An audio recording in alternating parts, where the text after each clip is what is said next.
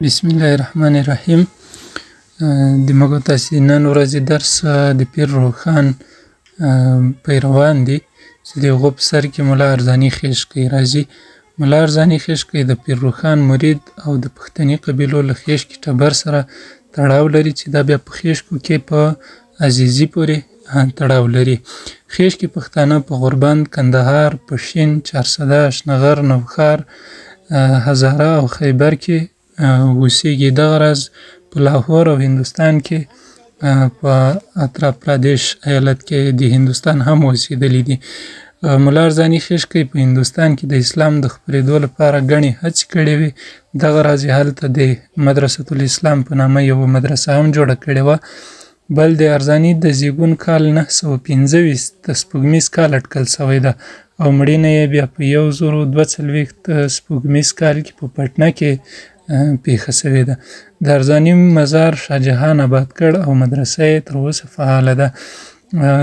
ارزاني خیشکي دغه شاه جهان مخکې له دې چې دی پاچا چې ده ته یې ویلي اوس ته به پاچا کېږي، د دغه ملک واګې او چارې به تا په لاس کې کېږي، نو هماغه و چې شاه جهان ده ته د عقیدتمندۍ له مخې د ده مزار جوړ کړ، د ده دغه مدرسه یې پالله او د ده د مزار دپاره یې ځمکه ځانګړې کړې وه یا یې وقف کړې وله.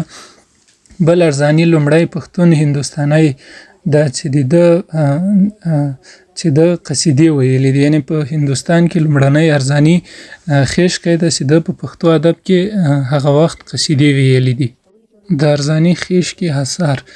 ارزاني خیشکي پښتو ادب ته ډېر هنري اثار پرېښي خو ډېر یې ورک او تر اوسه نه دي ترلاسه سوي. هغه اثار چې ترلاسه سوي دي او یا یوازې نومونه راپاتې دي په لاندې ډول دي. لومړی د پښتو اشعارو دیوان ده. په دې دیوان کې د شکل له مخې قصیده، رباعي او غزل موندل کېږي یا پیدا کېږي. د منځپانګې له مخې الفنامې او دی لومړی شاعر ده چې پښتو ادب کې الفنامې ویلي دي. د ارزاني الفنامې یوه په قصیده، بله په رباعي او بله هم د غزل په فورم کې نظم کړې ده.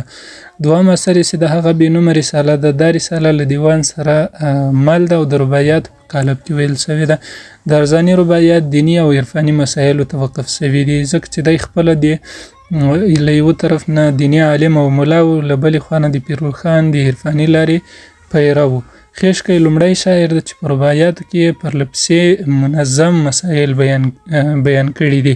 یعنې د ده په مسایلو کې چې دغه یو بل پسې بیانېږي، کوم پرېکون نه رامنځته کېږي، بلکې که دیني مسایل دي که عرفاني مسایل دي دا په پرله پسې ډول په منظم شکل باندې بیان شوي دي.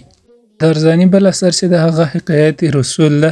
دا رساله هم ارزاني په رباعیاتو کې نظم کړې او د رسول الله صلی الله علیه وسلم د یوه خوب کیسه پکې راغلې ده چې په دغه ډول باندې شروع کېږي: ای د ادم زویه ورځ به درشي هغه لویه، که ته هغه خواري ووینې ته به بیل شې له خپل زویه.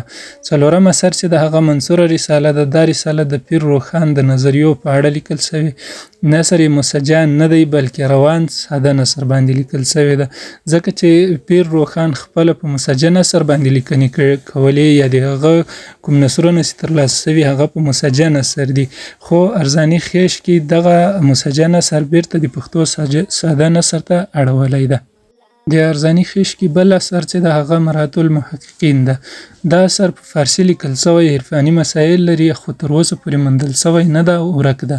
د دې اثر په اړه معلومات په حالنامه کې راغلي دي یا د هغې له دغه مرات المحققین نه د مؤخذ په توګه کارونه شوي یا له هغه نه ځینې اقتباسونه په دغې حالنامه کې ترلاسه شوي دي. د ارزاني شاعري د هنر ډېره مالګه نه لري خو یو څه پکې موندل کېږي. د هنر او هنریت د ده په شاعرۍ کې موندل کېږي. دغه راز د ارزاني خیشکی چې و دی په پښتو، فارسي، عربي او هندي ژبو باندې هم پوهېده. شپږم اثر د ارزاني چې د هغه مګویات په نوم باندې یادېږي. په مګویات اثر کې ارزاني په رموزو خبرې کړي دي چې په خپله د ارزاني په وینا دا برخه هغه له دیوان څخه جلا کړې ده خو تر اوسه نه ده ترلاسه شوې. روښانیانو ځینې خبرې په رمزونو کې کولې، پټې یې کولې چې په هغې باندې یوازې عالمان پوهېدل او د هر چا د وس کار نه و په دغو خبرو باندې پوهېدل. نو په دې خاطر باندې ارزانی خیش کې د مګویات په نوم اثر لیکلی چې هغه د خپل دیوان نه جلا ساتلی او تر اوسه پورې نه ده ترلاسه سوی. دغه راز د ارزانی فارسي، عربي او هندي دیوانونه هم تر اوسه پورې ورک دي. د بایزید روښان په پیروانو کې بل سړی حاجي ګدای ده.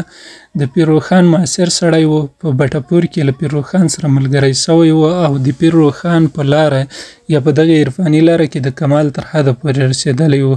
د حاجي ګدای ځینې اشعار چې دي هغه په حالنامه کې راغلي دي. یوه بېلګه یې دلته موږ راوړې ده.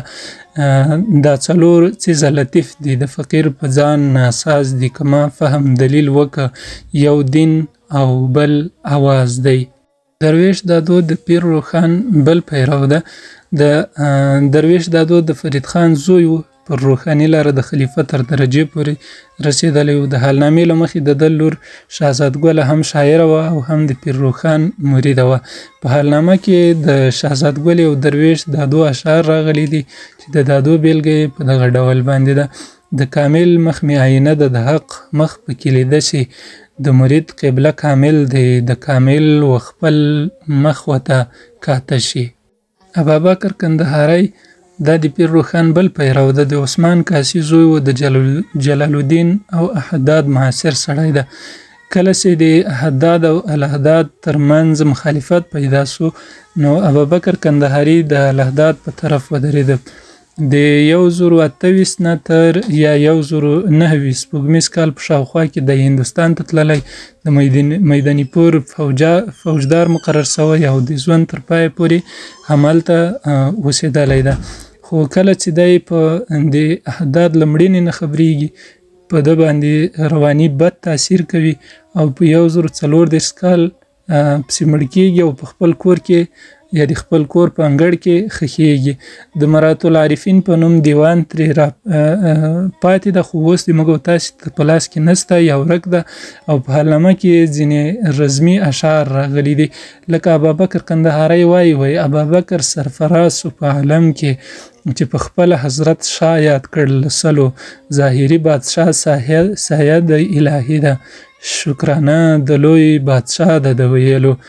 د څېړونکو په وینا چې له دغه بیت څخه ښکارېږي چې ابابکر د جهانګیر په دربار کې اوسېدلی سړی دی. میرزا خان انصاري هم د پیر روښان د کورنۍ سړی ده او هم د هغه له پیروانو څخه ده. میرزا خان انصاري د پیر روښان لمسی و چې په تیرا کې اوسېدلی ده او په 1028 سپوږمیز کال په لاهور کې د بادشاه په ملازمانو کې داخل سوی ده. په 1040 کال د دکن په جګړو کې وژل سوی ده. دغه راز له میرزا خان د شعرونو یو دیوان را پاتې چې کله ناکله د هدایت الحقیقت په نامه هم نومول سوی یا یاد سوی ده. د میرزا خان دیوان وړاندې هم ډېر چاپ سوی ده، خو په وروستیو ځلونو باندې په 1353 کال د دوست شینواري لخوا او بیا په 2004 کال کې د مهجور خیشکي لخوا چاپ سوی ده. د میرزا خان په دیوان کې قصیده، مخمس او غزل موندل کېږي. ستونزمن تصوفي مسایل پکې بیان سوي دي چې په دغو مسایلو باندې پوهېدل بیا د غیر متصوفو یا غیر عرفاني خلکو کار نه وي. بل د میرزا خان په دیوان کې د ارزاني په پرتله د هنر خواږه ډیر لیدل کېږي. دغه راز میرزا خان هم د غزل په فورم کې الفنامه ویلې ده چې د دغې الفنامې موضوعات تبلیغي او تلقیني مسایل دي. د ارزاني اشعار چې دي له موضوعي اړخه نصیحتونه دي، اخلاقي مسایل دي، عشقي خبرې دي، تاریخي واقعې دي، مرثیې دي او نور د په دیوان کې موږ تاسې موندلی سو. د هنري شعر یو بیلګه یې په دغه لاندې ډول ده. دی وایي چې د یار د مینې خوب په خراب زړه وړم، بېهوده به د نور چا منت په څه وړم، خپله شنه د یادو داغ را باندې کېښود، د دې داغ نقش یې عین په لیمه وړم، دواړه کسې مې له دغه سیاهۍ روغ دي، اوس یې ځکه په سیاهۍ پسې لیده وړم، د یوه کتو له هره لوري بیل کړم، دا د جنګ ناوک یې ډوب په لړمانه وړم.